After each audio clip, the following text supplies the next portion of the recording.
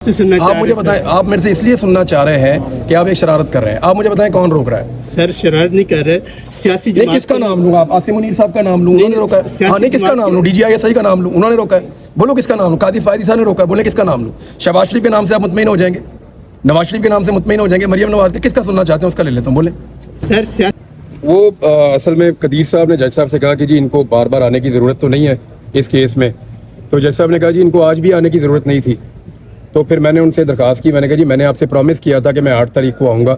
میں اگر حج پہ چلا جاتا میں نے تب بھی آ جانا تھا، اور میں آج بھی کیونکہ پرومس تھا میرا تو میں پہنچا ہوں. پھر میں نے ان کو بتایا، میں نے کہا جی یہ میرے لیے ٹریول اتنا آسان نہیں ہے، چیزیں اتنی آسان نہیں ہیں، تھوڑی کمپلیکس ہیں. اور میں ایم اے جرنلسٹ، مجھے انفارمیشن آ رہی ہے کہ جیسے مجھے ریاستی اداروں نے پہلے اٹھا کے اغوا کر کے 142 دن غائب رکھا تھا، دوبارہ اسی طرح کی منصوبہ بندی کی جا رہی ہے اور کنٹینیوسلی مجھے ٹریک اینڈ ٹریس کر رہے ہیں کچھ لوگ. وہ مجھے اس کی پرواہ کوئی نہیں ہے، جب تک میں باہر ہوں تب تک میں بولتا رہوں گا. لیکن میں جج صاحب کو میں نے اپنا یہ کنسرن جو ہے وہ میں نے بتا دیا کہ جی یہ میرا کنسرن ہے. تو انہوں نے کہا ٹھیک ہے، آپ اٹس اپ ٹو یو کہ اگر آپ آنا چاہیں یا نہ آنا چاہیں. پھر میں نے ان کو بتایا، میں نے کہا جی مجھے ایک تو یہ ہے کہ میرا نام نہیں نکالا گیا اور یہ عدالتی حکم کی خلاف ورزی کی گئی ہے. دوسری میں نے ان کو یہ بات بتائی کہ مجھے تو اے ایس ایف نے دوسرا مقدمہ کروایا، تو میں جوڈسڈکشن میں تھا وہاں پہ ایئرپورٹ کی اور اے ایس ایف کی. تو اے ایس ایف نے دوسرا مقدمہ کروایا، اس کا مطلب ہے میں ان کی حدود میں تھا جبھی انہوں نے میرے پہ مقدمہ درج کروایا. اور اے ایس ایف کیسے الاؤ کر سکتی ہے نامعلوم افراد کو جو منہ پہ ماسک لگا کے آئیں کہ وہ میرے جیسے بندے کو اٹھا کے پرائیویٹ گاڑی میں ڈال کے لے جائیں وہاں سے، جبکہ میرے پاس آرڈرز بھی ہیں وفاقی حکومت کی طرف سے اور سیکٹری کا ایک لیٹر بھی موجود ہے اور یہاں سے میرے پاس عدالتی آرڈر بھی موجود ہے. تو یہ ایسا نہیں کر سکتے تھے. یہ چیز میں نے جج صاحب کے سامنے رکھی کہ G A S F is involved اور وہ فیڈرل گورنمنٹ کا ادارہ ہے، پنجاب گورنمنٹ کا نہیں ہے. تو ہم یہاں پہ پنجاب گورنمنٹ کی شکایت لگانے یا ان کی چیزیں کرنے نہیں آئے، وہ ہم وہاں پہ ان کو انشاءاللہ نمٹیں گے. یہاں پہ جو ہم چیزیں لے کر آئے ہیں وہ ہماری ہیں سیکٹری انٹیریئر سے متعلق، ان کو دی گئی شیورٹی سے متعلق، اور ان کی دی گئی جو انہوں نے ہمیں اور عدالت کو شیورٹی دی اس سے متعلق، اور جو اے ایس ایف کا کنڈکٹ ہے جو فیڈرل گورنمنٹ کا ادارہ ہے اس سے متعلق. یہ چیزیں ہم یہاں پہ لے کر آئے ہیں. عدالت کو گمراہ کیا گیا، عدالت کی جو ہے وہ توہین کی گئی ہے. دیکھتے یہ ہے کہ ججز اس کے اوپر کس قسم کا ریئیکشن دیتے ہیں. بہت بڑا ڈیٹیلڈ آرڈر انہوں نے لکھوایا ہے اور میں امید کرتا ہوں کہ اگلی پیشیوں کے اندر گورنمنٹ کو اس کا جواب دینا پڑے گا. عمران بھائی، آج شاہ محمود قریشی صاحب کو جو ہے کوٹ لکھپت جیل میں منتقل کر دیا گیا ہے، اور کیا سمجھتے ہیں ان کی بھی اسی طرح رہائی ممکن ہو سکتی ہے جس طرح کوٹ لکھپت جیل میں یہ ہے کہ وہاں پہ کیونکہ کیسز چل رہے ہیں جو لاہور میں مقدمات ہیں 9 مئی کے حوالے سے، اور دہشت گردی کے جو مقدمات ہیں وہ 9 مئی کے وہاں پہ ہیں. وہاں پہ جیل کے اندر سماعت ہوتی ہے کیسز کی. تو کیونکہ شاہ محمود قریشی صاحب کو ان کیسز میں انوالو کیا گیا لہذا ان کو وہاں پہ شفٹ کرنا پڑا اور وہاں پہ اب جیل میں ان کی سماعت ہوگی. ملزم کا پیش ہونا وہاں پہ ہونا ضروری ہے کیونکہ سائفر میں تو وہ نکل گئے تھے لہذا ان کو وہاں شفٹ کرنا پڑا. یہ ان کا ٹیکنیکل ریزن ہے. لیکن مقدمے جھوٹے ہیں. دیکھیں شاہ صاحب کراچی میں تھے، ان کے اوپر 6 شہروں میں مقدمات ہیں، تو ایسے تو نہیں ہوتا نا، ایسا تو ہوتا ہی نہیں. آپ حج پہ جانا چاہ رہے ہیں ملک اسلامی جمہوریہ کے، یہاں پہ جانا دینا چاہیے، لیکن یہ ہوتا ہے کہ یہ کون لوگ ہیں جو روک دیتے ہیں؟ ان کے اتنا ڈر خوف بیٹھا ہوا ہے کہ عمران ریاض چلا جائے باہر تو یہ ہو جائے گا. ایک تو یہ سال، دوسرا ایک جلسہ ہونے جا رہا تھا. آپ ایک منٹ، آپ کا نام کیا ہے؟ عمران عمار. عمران عمار، آپ کی ایجوکیشن کتنی ہے؟ Mass communication. آپ کو ابھی تک پتہ نہیں چلا کون لوگ روک رہے ہیں؟ بتائیں، آپ کو پتہ نہیں چلا عمران بھائی کون روک رہا ہے؟ مجھے آپ بتائیں، آج آپ مجھے بتائیں کہ کون روک رہا ہے، کس نے روکا ہے؟ سر یہی تو آپ سے سننا چاہ رہے ہیں. آپ مجھے بتائیں، آپ میرے سے اس لیے سننا چاہ رہے ہیں کہ آپ ایک شرارت کر رہے ہیں. آپ مجھے بتائیں کون روک رہا ہے؟ سر شرارت نہیں کر رہے، سیاسی نہیں، کس کا نام لوں؟ آپ عاصم منیر صاحب کا نام لوں؟ انہوں نے روکا ہے. ہاں نہیں، کس کا نام لوں؟ D G I S I کا نام لوں؟ انہوں نے روکا ہے. بولو کس کا نام لوں؟ قاضی فائدی صاحب نے روکا ہے. بولیں کس کا نام لوں؟ شہباز شریف کے نام سے آپ مطمئن ہو جائیں گے، نواز شریف کے نام سے مطمئن ہو جائیں گے، مریم نواز کے. کس کا سننا چاہتے ہیں اس کا لے لیتا ہوں. بولیں سر سیاسی جماعت بولے نا میرا دوست، کوئی پولیٹیکل انفلوئنس ہو. ہمت پیدا کرو سچ بولنے کی اور سچ سننے کی. جی سر. سر یہ بتائیے گا کہ انسانی حقوق کی پاکستان کے اندر خلاف ورزیاں اب معمول بنتا جا رہا ہے. جو کوئی بھی سیاسی جماعت ہے وہ اپنا جلسہ کر سکتی ہے، لیکن ایک خاص سیاسی جماعت جو جس کو پی ڈی آئی کہا جاتا ہے اس کو جلسے کی اجازت نہیں ملتی، حج پہ لوگوں کو جانے کی اجازت نہیں ملتی، ان کو اپنی اظہار کرنے کا موقع نہیں دیا جاتا، اٹھا لیا جاتا ہے.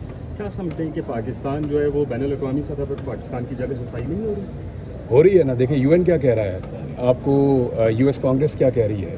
ہمارے معاملات میں مداخلت تو کسی کو نہیں کرنے دیں گے، میں اس کے خلاف ہوں. لیکن معاملہ یہ ہے کہ اگر ہم اپنا دکھڑا پوری دنیا کے سامنے خود رکھ رہے ہیں، اپنے کپڑوں پہ خود داغ لگا رہے ہیں، تو کیا لوگ بتائیں بھی نا؟ یہ سب کچھ ہمارا کیا دھڑا ہے نا. آپ کبھی لوگوں کو مارتے ہیں، کبھی عورتوں کو مارتے ہیں، عورتوں کو گرفتار کرتے ہیں، سال سال آپ ان کو چھوڑتے نہیں ہیں. کینسر پیشنٹ کو آپ رگڑا دے رہے ہیں. یہ جو کچھ بھی ہو رہا ہے پاکستان میں یہ کوئی پہلی دفعہ ہی ہم دیکھ رہے ہیں. اس سے پہلے تو ہم نے ایسی فسطائیت ڈکٹیٹرشپ دور میں دیکھی ہوگی, اس کے علاوہ تو ہم نے نہیں دیکھی. تو پاکستان کی جگ ہنسائی ہو رہی ہے اور لگاتار ہو رہی ہے, لیکن یہ پاکستان کے ریاستی اداروں کو اور پاکستان کی ریاست کو اس کے بارے میں سوچنا چاہیے. ہم تو خبریں دینے والے لوگ ہیں, ہم تو چیزیں بتائیں گے جو ہو رہی ہیں. دوسرا سوال سر یہ تھا جن لوگوں کو لا کر مسلط کیا گیا ہے انہوں نے گاڑیوں کا خرچہ 4 گنا بڑھا دیا ہے, انہوں نے لون کا خرچہ دگنا کر دیا ہے. وہ میڈیا کو دھڑا دھڑ پیسہ دے رہے ہیں, اربوں روپیہ بجٹ منظور ہو رہے ہیں تاکہ میڈیا کی آواز بند رکھی جا سکے. سوشل میڈیا کا گلا گھونٹنے کے لیے کبھی فائر وال لے لیتے ہیں اربوں روپے کی, کبھی کچھ اور کرتے ہیں, کبھی لوگوں کو اٹھا لیتے ہیں, گرفتار کر لیتے ہیں. یعنی ان کاسمیٹکس کے ساتھ کیا ان لوگوں کو لایا گیا تھا پاکستان کے حالات بہتر کرنے کے لیے؟ اگر آپ ان لوگ اتنے عرصے کے بعد اگر آپ کی سمجھ اتنی ہے نا کہ آپ نے ان لوگوں کے ذریعے سے پاکستان کو ٹھیک کرنا ہے, تو 2 سال میں انہوں نے جو بیڑا غرق کیا, آپ کو بہت مبارک ہو, یہ پاکستان کا اور بیڑا غرق کر دیں گے.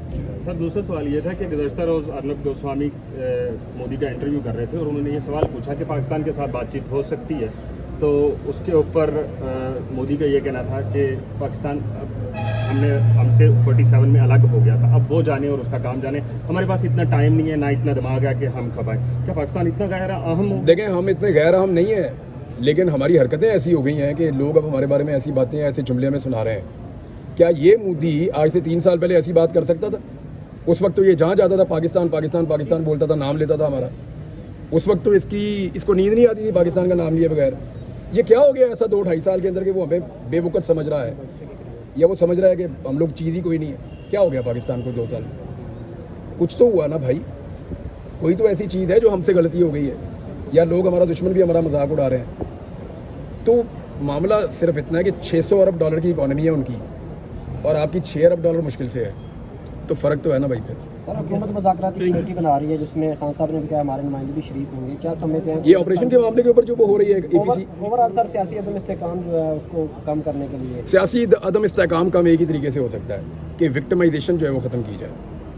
یعنی جب آپ لوگوں کو مارتے ہیں تو لوگ روتے ہیں, اگر آپ نہیں ماریں گے تو نہیں روئیں گے.